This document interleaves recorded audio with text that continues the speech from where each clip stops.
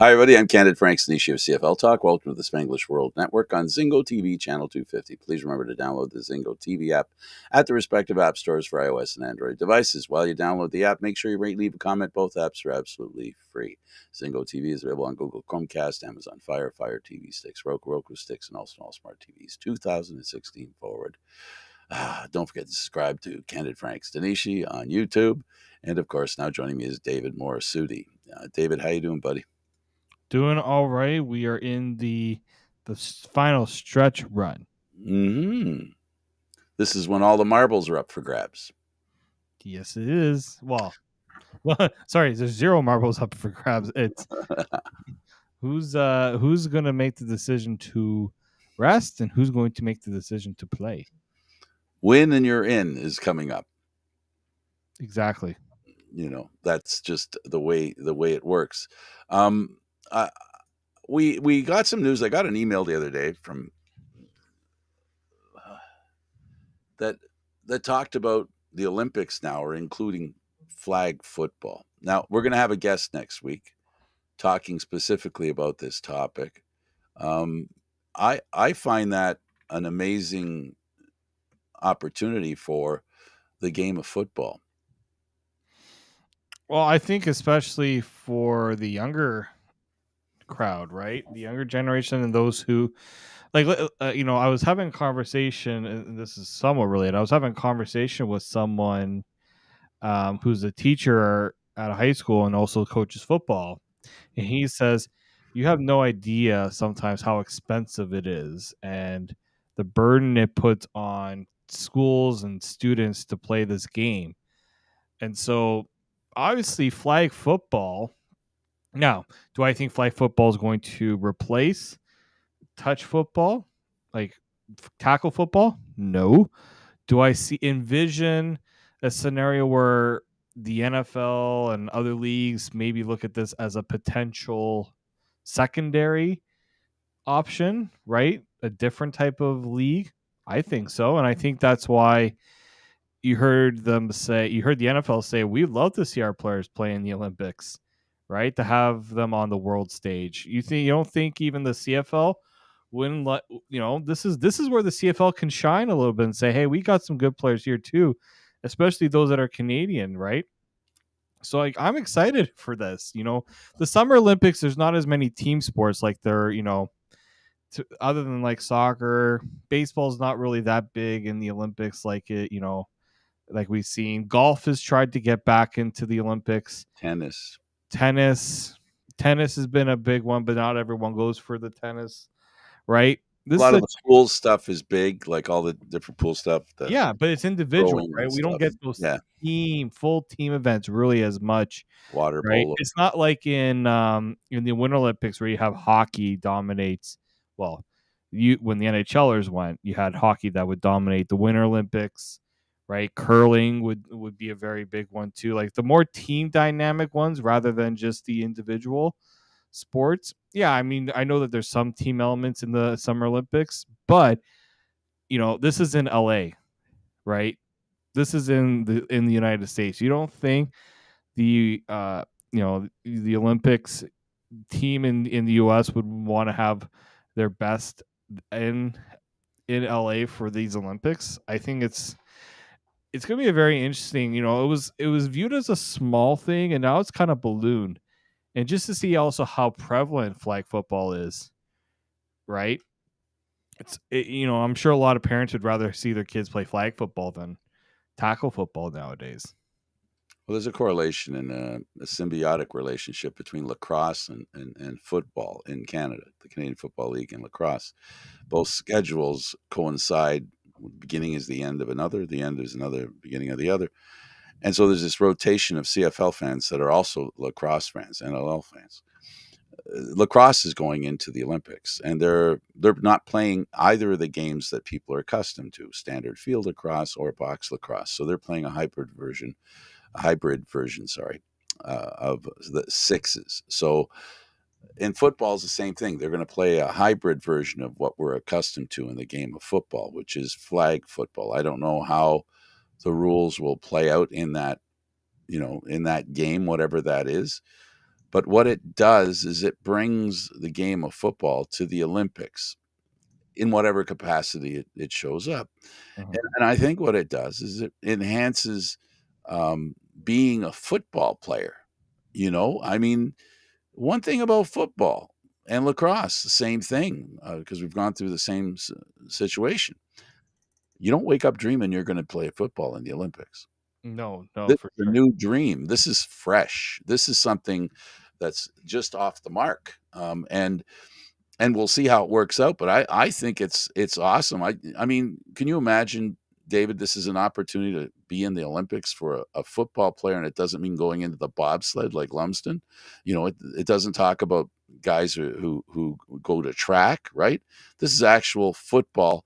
The hands, the athleticism that football has to offer gets a chance to be seen on the same palette, if you will, of all these other sports. When we talk about speed, when we talk about agility, when we talk about athleticism, I mean, football has a lot of it that a lot of people are going to be surprised who aren't football fans when they watch that game, of which most of them will be outside of North America. There's a limited amount of people around the world who understand the game of football. They play once or twice in England, that kind of thing. They play in Mexico, they have a game there. But it's not really, really big. But I think it'll spark some interest in the game. I think so too. Um, like it's going. There are countries that do have a football program, right? It's just obviously not to the level of what Canada and like Mexico's got a pretty good one now.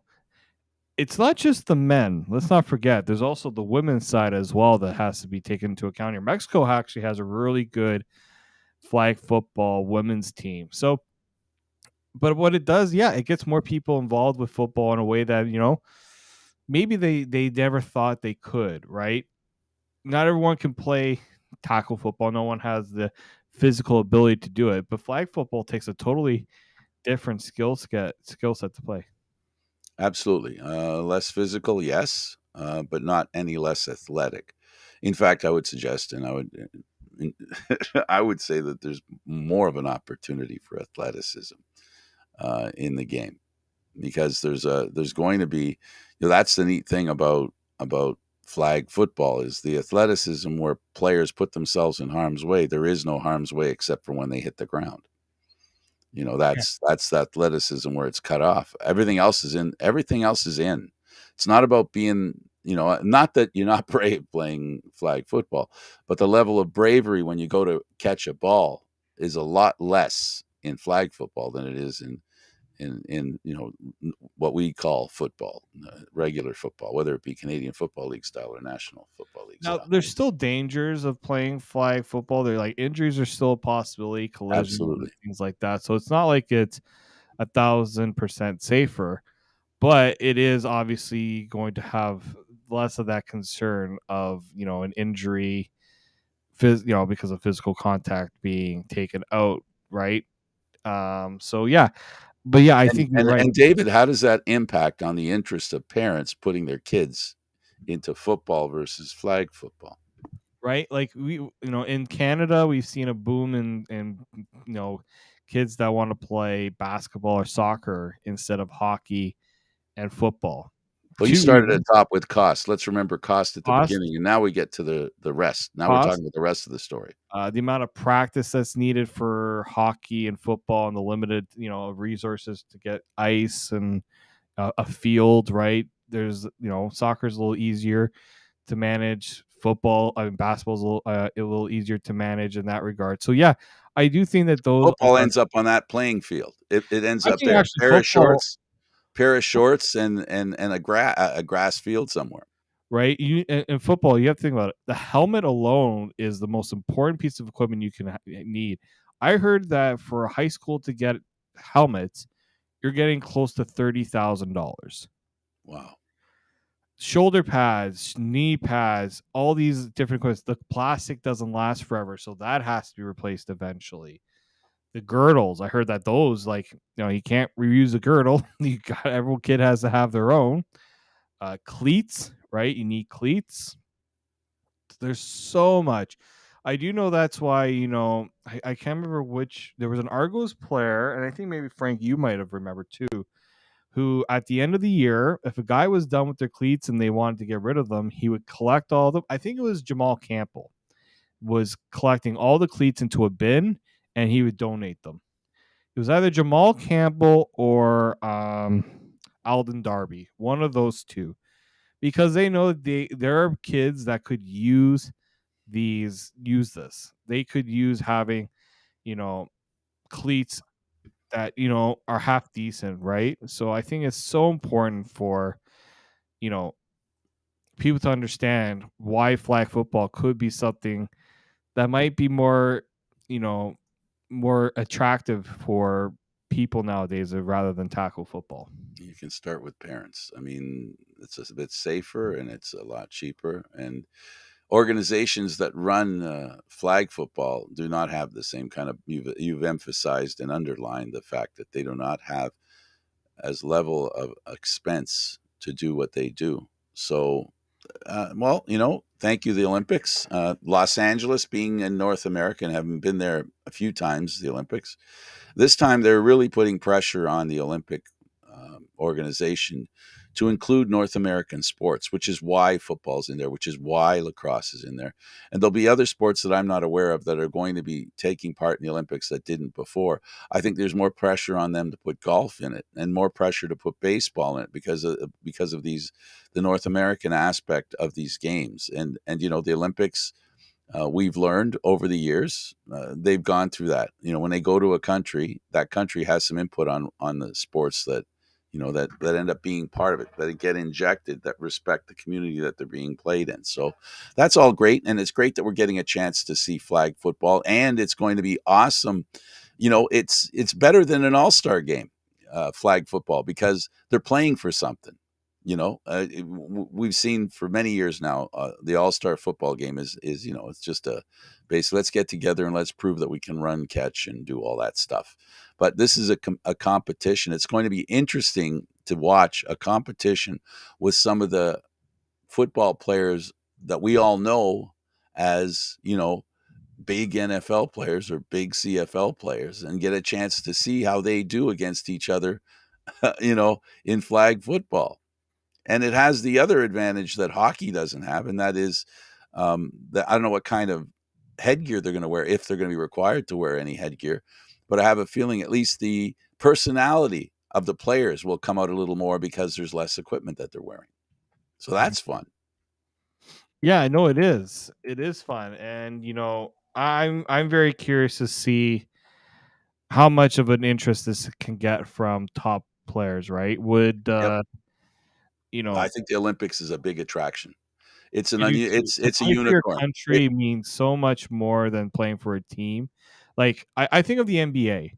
How many of the basketball players in the NBA decide, you know what, I want to play in the Olympics. I want to go for right. That's probably the best comparable in terms of a sport and its players. I forgot about basketball with the Summer Olympics. I was trying to Yeah, think.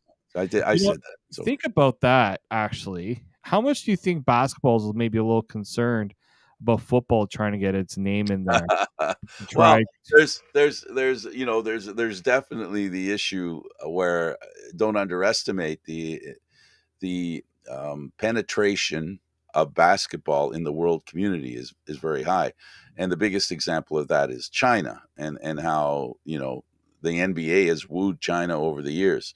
It's not something that baseball has done, not to my awareness, to the same level that basketball has.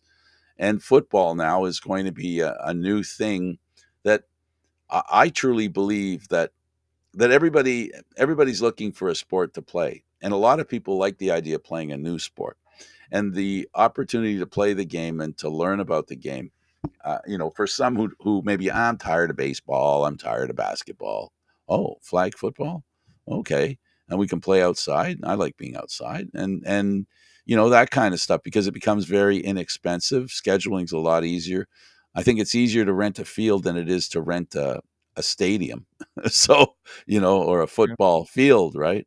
so they can make things happen. A lot of high schools, and Well, I don't know if it's going to be on turf or it's going to be on grass. I don't know. mm, That's well, it depends on how many games they're going to be running at the same time. I suspect If it'll be it's going to be in LA, are they just going to run it out of if are they going to run it out of the stadium that the Chargers and the Rams are playing out of, which is one of the better stadiums in the NFL right now, one of the premier ones. So, yeah, I do think there's going to be a lot of interest in how that all kind of works out there. yeah. And the Olympics has accepted AstroTurf, you know, fake grass. They've accepted it on various levels because it's something they can't help but do. So there was a time when they only had grass as their option. They've changed it a little bit. So okay, let's talk about the Canadian Football League, since that really is the reason why we're here. Yep. Um, you know, we look at the Canadian Football League and where they're at right now, and we have the Argos at 15-2. They're cemented into first. We have Montreal 10-7. They're in second. It looks like it'll be Hamilton in third with 8 wins. They'll be playing in Montreal, and then you have BC, and you have Winnipeg. Winnipeg in first, and it looks like it's going to be BC and Calgary. And I don't want to be BC after what happened in that last game. To know you're coming back against Calgary, a team that you helped gain a lot of confidence. So we know that Edmonton and Saskatchewan are out. Saskatchewan didn't take long to fall out, right? All of a sudden they're out. Like, they were in, and then they're not in, they're out. It happened so quickly.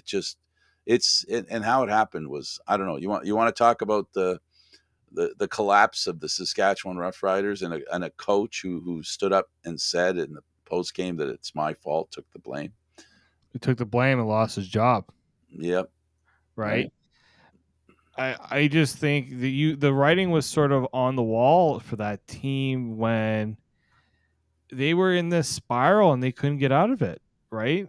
Again, second year in a row where that happens. And we talked about all the changes that they made in the offseason to go out, get a new quarterback, make some changes, and say, all right, we think we're ready to go. And then same thing again. And I think the big one too, and I think the writing was on the wall, not on the wall, but I think some concern from the Rough Rider standpoint. I don't think that game was sold out against the Argos too. No. Right? That's a concern. You can't. How many times have we talked about the community-owned teams needing the gate revenue? Right? That's how important it is. And I think they needed, and I don't think it was an unfair decision to fire Craig Dickinson because of how that season ended. But at the same time, it's interesting that they fired Dickinson, but then they give an extension to Jeremy O'Day. Well, he gets another shot at hiring a coach. Another shot at it. And my view is also his last shot at it, right? Oh, absolutely. It's definitely his last. He's not. They're going to have to, and I don't know what kind of leash the organization's going to have on him. Do they expect this team to do an about face next year? Is that what they expect? Is there a schedule for improvement? Is it a trend that goes for, being a good football team next year and then maybe the following year make the playoffs? Or are they, and I think they will be, this is what I think is in Saskatchewan, if it isn't the management team, it's definitely the fans. You show me what you're going to do, because I'm sick and tired of watching you guys play like this and be so literally, and I think it's a fair statement. I love Dickinson. I think he's a wonderful man. I think he's a great human being. Every time I've talked to him, he's always been a gentleman and a real good person. But we're not in the business of finding the best people to run a football team. We're here, and when I say we, I mean football in general. They're looking for, okay, what are your stats? Have you made the playoffs? Have you won a championship? Do you have a hope of winning a championship? That's what the fans base every decision on that they make in as far as liking a coach. And the same, unfortunately, now Jeremy O'Day is in the position where he has not re-signed him. He's been re-signed. And now the question is, what kind of clock is he on? And he's been around Saskatchewan for a while. I don't think he's in for a long time, but he's a well-liked person in Saskatchewan. He's been So, there 26 years, right? He's been with that organization for so long. So yeah, there's a little bit of loyalty and a little familiarity there. But I think the big one for Dickinson, like I know people say he's a nice guy, but we have to kind of look past it. You can do both. You can have a good coach, but also a good person, right? The two shouldn't be seen as mutually exclusive. But absolutely. I think when you watch the way that game went for Saskatchewan, part of me thought they were going to win that game Sure looked like because it. they were playing like a team that had nothing to lose. They were running the ball well. They were getting guys open in the Big plays, big plays. And defensively, then offensively, special teams. adjustments happened. Adjustments were made by the Argos, and they wouldn't make the adjustments. Saskatchewan couldn't. It was almost like they were, I don't want to say paralyzed by fear, but they were throwing all this stuff at them. They didn't know what to do. And to Absolutely. me, that's a sign of a team that frankly clearly just didn't have it, right? They just didn't have there's something in the water there that needs to be changed. So I wonder now how much change can we realistically expect from Jeremy O'Day, on top of the coaching change? Because you can't just change the coach and say, all right, we're gonna run it back. You're not getting the fans coming back. And this is the important thing. You have to sell the fans on we can get them back. We can get back to being a good a worthy competitive team, right? And so for me, when I watch that game, I say there's parts that work, but there's clearly parts that don't work. And yeah, I don't think coaching is going to be enough to get that team back to, on track. They're going to need um, a little bit of luck in their future, something a vein of luck they did not have, and that is at quarterback. They have had zero luck at quarterback over the past few years. They had a pretty good quarterback who unfortunately got injured, had a bad knee, and then just lost the faith of the organization, the fans, everybody. Ended up going to Montreal. He finished in second place there, and now he's going to play in a home game at the playoffs. As well as his coach, was the quarterback's coach, the offensive coordinator there in Saskatchewan. Things are working out fine over in Montreal with a couple of key players from persons, whatever, from that team. So really, it's very possible that they could turn things around with a coach that gets the best out of his players. It just didn't happen for Dickinson in Saskatchewan this year. He did not get the best out of his players, and unfortunately, that's coaching. If players as a unit are not playing well, it's pretty much a pretty direct line to the coach, the management team, and the coach is the head management guy, right? Even more important or more in the line of fire than the GM. You know what I mean? Even though that might not be fair, it could be that it wasn't Dickinson's fault. It's O'Day's fault for not providing the right kind of players, a quarterback that was healthy, that could play well and lead the team to victory, a team that was disciplined and was able to show that in all three phases of the game that they could control a game, something they couldn't do. You don't lose 7 games in a row and have the three phases working at the same time, and that's what you need to have. And it wasn't happening, and it looked, you can blame players like a quarterback when they're throwing 5-6 interceptions. Then you're going, oh, that's too much. But to throw a couple of interceptions here and there, to not be able to make passes, people dropping passes. Saskatchewan was notorious the last couple of years of having their receivers drop balls. So many drop balls. And we know, you and I both know that, we can see what a good team looks like. A good team doesn't drop balls. That's just the way it is. A good team finds. I think what did Ryan Dinwiddie say to us? Good teams find a way to win. Bad teams find excuses. If Mhm. I might be paraphrasing, but like good teams just, you know what, even when you're not having a good game, you find a way. You just find a way. And I think that was something that this Saskatchewan team kind of lacked, right? It doesn't have to be pretty, but you have to put yourself in a position to say we want to get this done. We want to win. Nothing's going to keep us from winning. We might have a bad quarter, we might have a bad decision go against us, but we're going to find a way to pull it out. And unfortunately, they Absolutely. didn't have that. Absolutely. And you know, it really is it really is more than just the coach. It really is more than the head coach. You know, we've seen you know, because we follow Toronto more than any other team, we've had a close-up view of watching um, the creation, you know, of a championship team, needless to say. And we're starting to see a team that year after year, like Winnipeg, you know, I don't live in Winnipeg, so I can't speak to I've seen a lot of the growth that Winnipeg has made, and I see a lot of parallels between them and the Argos, and it all starts with team unity, and with players that can play together and that know how to win together. And if you don't have that's what makes great teams. You know, they refuse to lose as a group. It doesn't matter why they need to catch up or why they need to play a great, I don't know, a great quarter or whatever. They find a way to win.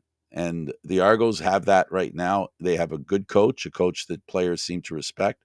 They have a general manager that the world respects.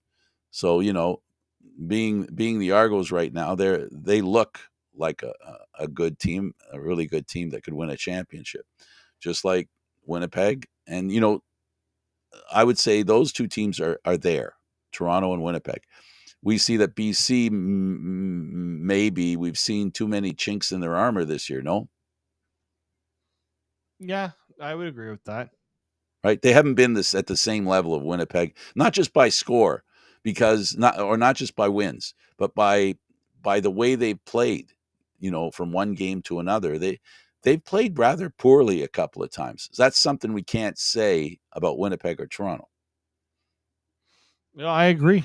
I agree, and that's really been the issue with the CFL is how much of a drop off there is with the top teams and the teams below. Like Calgary, I understand they've had some decent performances, but that's not a playoff team. Look at the record.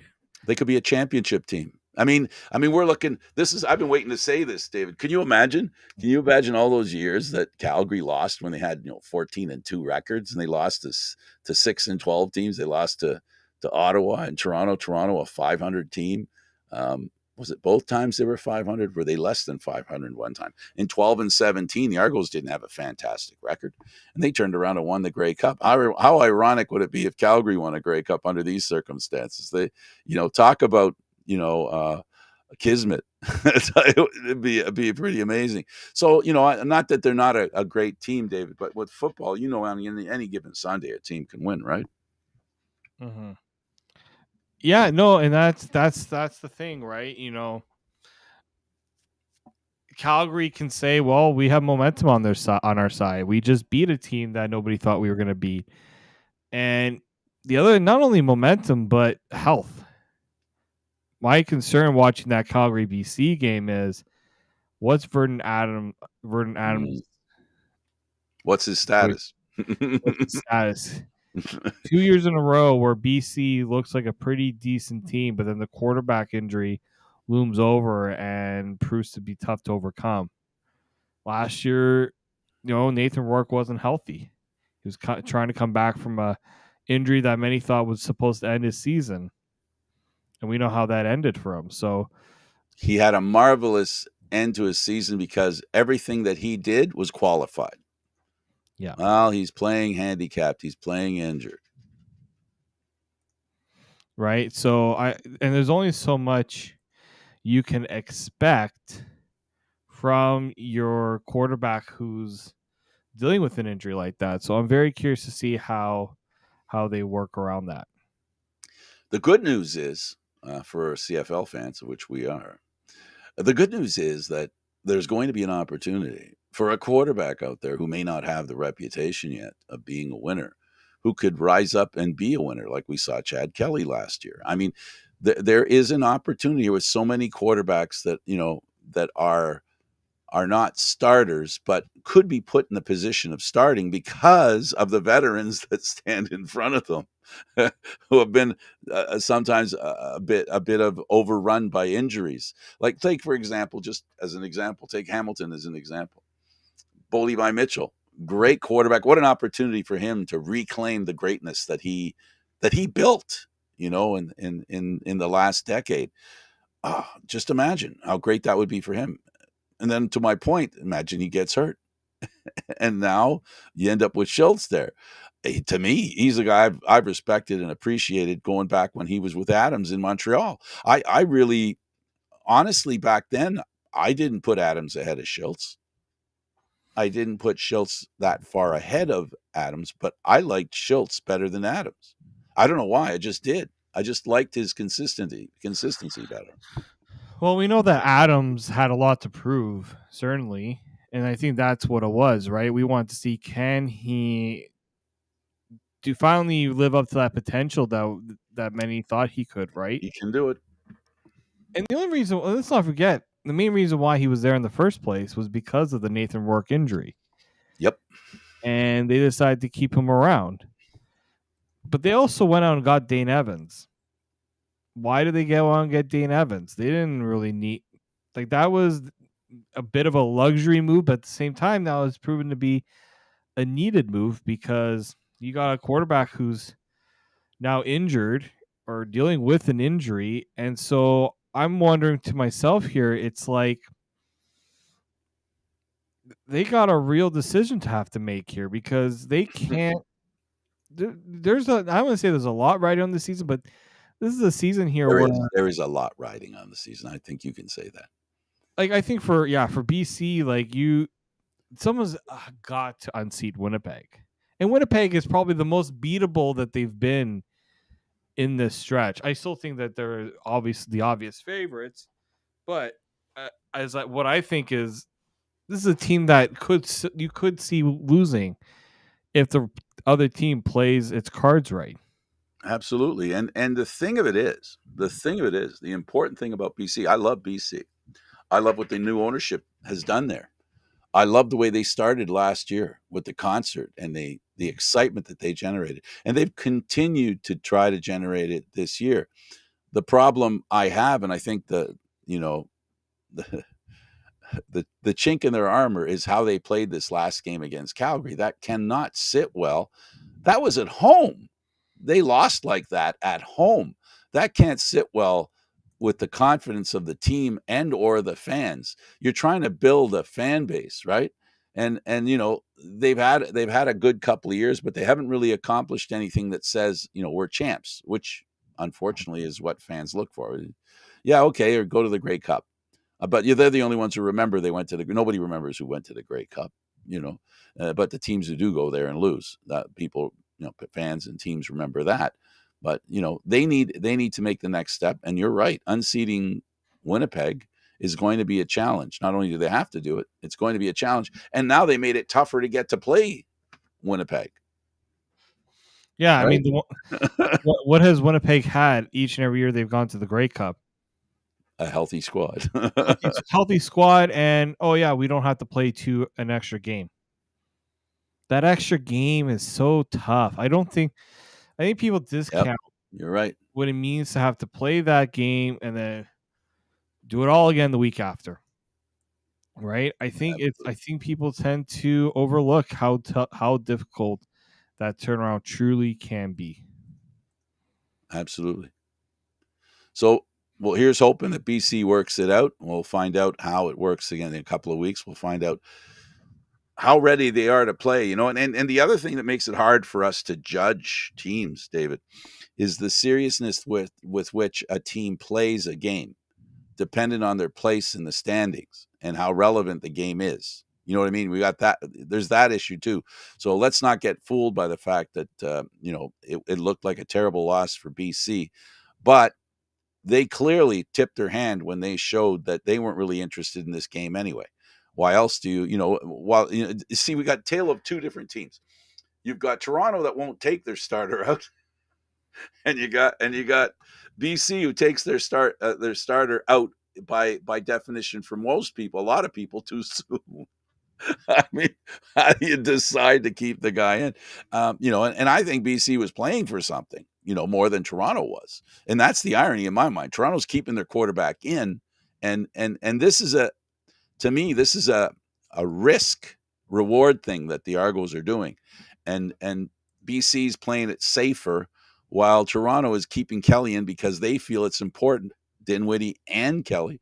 My impression is from our conversations with them, reading between the lines, they both believe, and by Coach Dinwiddie and Kelly together believe that he has to play more because he just hasn't been a CFL quarterback that long, and he needs all the experience he can get. And on the other side, BC, they have a quarterback that's been in the league for a few years. Yes, hasn't had any experience in the Grey Cup, but he has been a starter for a longer time. So they feel it's less of a problem to sit him. I think that's the logic. I don't know what you think, but I think that's where it sits. Why you have two opposite views of the same situation. I think the big one here is Ryan Dinwiddie has seen what happens when they give Chad Kelly time off. He's not looking as sharp, and it becomes apparent that, you know what, maybe we're overthinking this a little bit, and they don't necessarily have to play him all 4 quarters, but keep him engaged, keep him in a rhythm, Yeah. keep that not competitiveness, but keep that rhythm going, keep himself, in shape. And what I mean by in shape, I don't mean like he's physically out of shape, but being able to read the defense, being able to understand the play calls, keep that connection with the receivers, right? So Absolutely. it's all important. It's all important. I will say, and because you're right here in that, last year was a different story. McLeod Beth Thompson it had so many games played under his belt. He could take that game off, right? But for Chad Kelly, he hasn't played that. This is his first full season as a starting quarterback since he was in college. He hasn't been in college for a long time, right? That's why he hasn't played a lot of football. He's got a lot of football in him. The concern is that he did suffer now an injury that they said he could play through, that they could bring him back, but had no reason to put him back in the game. That's the only thing you're concerned about. Guarding him from an injury. His elbow looked a little tender. They checked his elbow. His elbow, and I think his leg too, was He got smushed a little bit there. he got Ankle. rolled. His ankle got rolled a little bit. He wasn't happy with that. I mean, just seeing it, those are plays that I hate to see because that's an avoidable play. No reason for a defender to roll on an ankle. I think maybe he knew what he was doing a little bit there. So yeah, like those are things that coaches have to always think about. But I think Ryan Dinwiddie every week is a learn. There's something he can learn. There's something he learns and something he knows he can do better. Absolutely, and with that situation with Kelly, it is a risk, but it's one that they've decided to take, and we'll all find out how. There'll be second guessers depending on what happens in their playoff game or the Grey Cup if they're deemed worthy with a victory and move on to a Grey Cup. They're of course the favorite in the East, but I really do think they have some concerns. I think either Montreal or Hamilton could beat the Argos. I believe they could. If circumstances are right, they could beat them. Now, a lot of that is beating yourself and not taking your opposition seriously. Right. The Argos have, for the most part this year, a lot more than last year, have not fallen to the level of the play of the opposition, except for maybe the first half. Yeah. That's been the extent of them not playing to their own level and playing to the level of their opposition. But they've always, in the second half, come out and straighten things out. They did that consistently this year. So the So that is an question admission is, for how much can you do that before it bites you back? them. Well, that's the issue. That's the issue. Right. So I wanted to also talk about in Winnipeg for the first time 2 nationals. Um, we've got Dembski and we got Brady Oliveira, 1,000 yards receiving and 1,000 yards running. That's never happened before in the Canadian Football League with 2 nationals on the same team. Same team. Wow, you know what I mean? Like that's a run game with a bit of short passing going on. That's pretty amazing, and I think those 2 players highlight why Winnipeg is so good. The run game. They have. I mean, we've got Brady Oliveira challenging for the most yards ever. He's just behind John Cornish, one of the greatest running backs in Canadian Football League history, one of the beasts of recent generations, one that many of us know who that guy is and how good he was. And now we're looking at a guy who's competing with him. I mean, this is amazing. And it totally falls in line. I see that and I read that and I go, yep, that's Brady Oliveira. That's him. And Dembski, a guy who quietly makes big plays for the Winnipeg Blue Bombers, a guy who was playing in Saskatchewan and wanted to come back home, and guess what he did? And they've done well because of those 2 players, David. Those are the guys that whoever plays them in the playoffs, they got to stop Dembski and Oliveira. And what those 2 guys have shown is they're unstoppable. Well, look at what Winnipeg's done. They've had, it's the teams that have their Canadians step up and make big plays. I think of what happened with the Argos last year in the Grey Cup. Enoch Mwamba, Robbie Smith, obviously Boris Beatty. Like, having your Canadian guys make plays for you is what makes you win championships. And I think Winnipeg definitely has the best Canadians in the CFL. When you look at Dembski, when you look at Oliveira, when you look at just up and down their roster, that's why they're such a revered team. But they've done well in that regard. Now, can they do it in the crunch time? Right? They've had their moments where they've looked human, but yeah, They I do. both played in the Grey Cup last year. And this is the thing. This is a team that definitely won't make the same mistakes twice. Mm-hmm. Right? And the last time they were in Hamilton, they did win the Grey Cup. So they have that going for them. But yeah, it's impressive to see Canadians. We always say I was always good when John Cornish was doing a year in, year out. But to see 2 guys on the same team do it, as you said, it's just so incredible that those moments are Amazing. happening. It's amazing. You're looking at history, folks. You're looking at something that people will be talking about for centuries. And then you've got the Argos with this young Canadian, while we're on that subject, Adebaboye. Holy mackerel. We saw something in him where his confidence to find the hole right away and the speed at which he ran through that hole was amazing. It's like a slingshot. He's again, you know what? They're bringing him along slowly. He's had the perfect position to learn, right? He's played special teams, so that he's got the physicality to go to be a running back. But now he's starting to, next year, no Andrew Harris. Oh, hey, hold on a second. Maybe even this year. We don't know about Harris's And injury. here's the thing, right? you know what? That's a good point, because we don't know what Andrew Harris's status is going to be, right? He's dealing with an injury. It's no guarantee he is back for the East semi, at least the East semifinal. But at the same time, it's like, boys look pretty good, right? I think you're going to see a lot of him in this in the season finale. I think it's going to be his. I think you're going to see a lot of him because they want to say, all right, see if you can earn yourself some snaps in the playoffs. He's on special teams. So, he can play on the team. Yeah. It doesn't take much to move over from special teams to, a starter position or to end up on field. And the Argos are not afraid. And the players that they have are not afraid to hear the coach say, "Come in, we're going to Yeah. send somebody out now. Okay, run your best, get off the field." Right? And they've done it with both their star running backs. One with a deep history, and another one that is now basically the feature back for the Argos. We know who that is, and it isn't the future Hall of Famer, but he has a part to play, and Harris will play a big part with the Argos.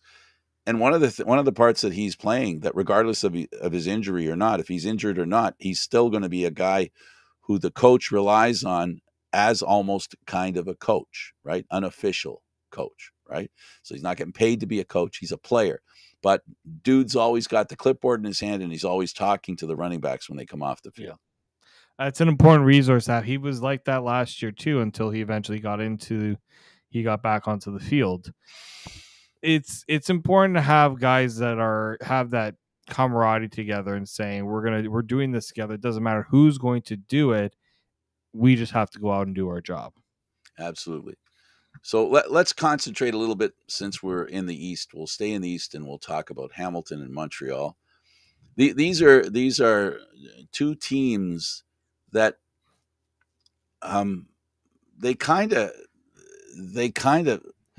I don't know, David. I really feel like there's something they're not telling me.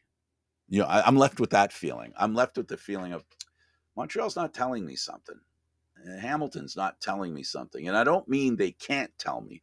I think they won't tell me. I think they're playing a little bit of that game where they don't want to show what they're going to do to against each other. And then they have the additional layer of the Argonauts. They don't want to tip their hand. So the Argonauts are ready for them if one of those teams, which team wins, right? So that's the thing that I don't think we've seen Hamilton, Montreal play at their best, even recently. I think that, again, I do think that's a little bit by design. Teams tend to not go all the way out because, again, they want to leave a bit of mystery, especially football.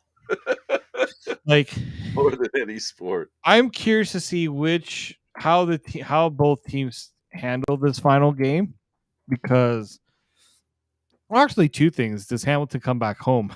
Because they're gonna have to go to Montreal. They're gonna come back home and go back to Montreal again.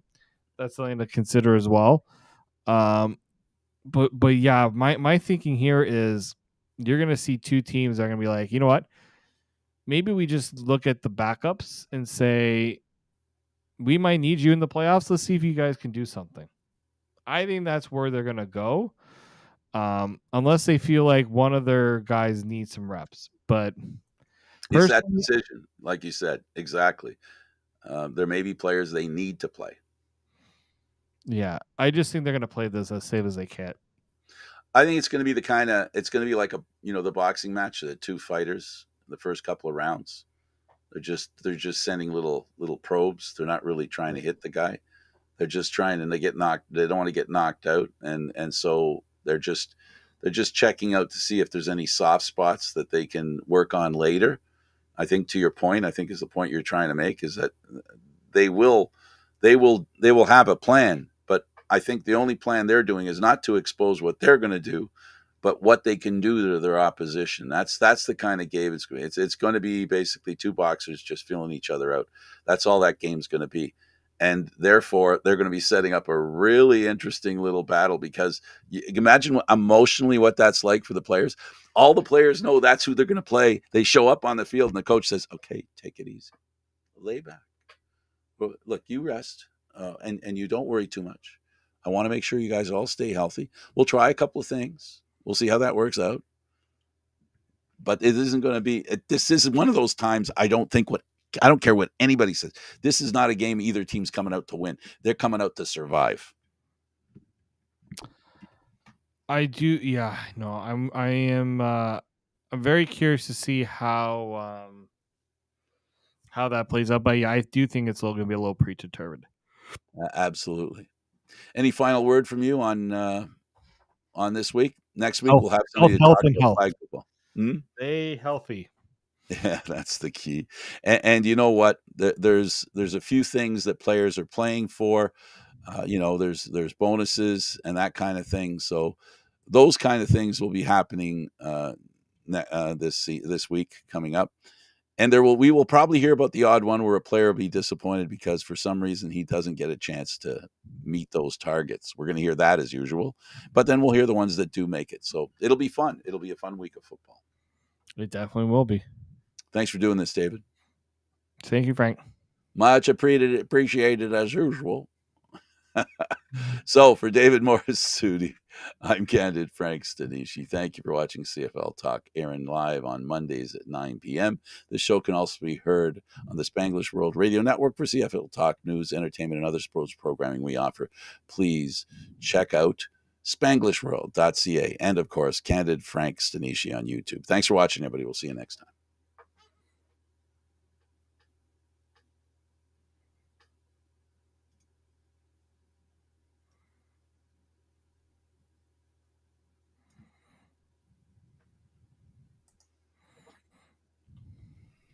I guess we're still here. We're still here? Hello? Is this thing working?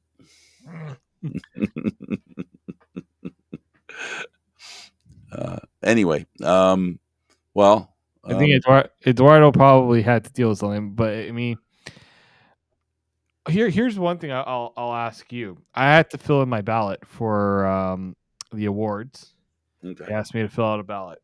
If you had to pick your top defensive player in the East, would you have a name in mind?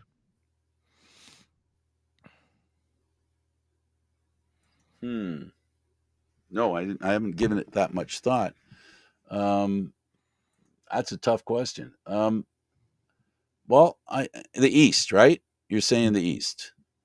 Next week, so this week I had to do the nominations for the Toronto side. I think number 48 for the Argos. Okay, so likely going to be him in terms of I think everyone's voting that way. The question now I'm having is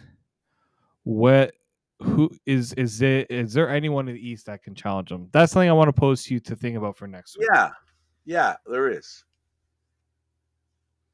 Interesting. Okay, the East, who you come up with? Former NFLer. Again with the Argos. Okay, interesting. You know who I mean? Yeah, I know for sure. Him because of the big plays that he makes. But this is defense, right?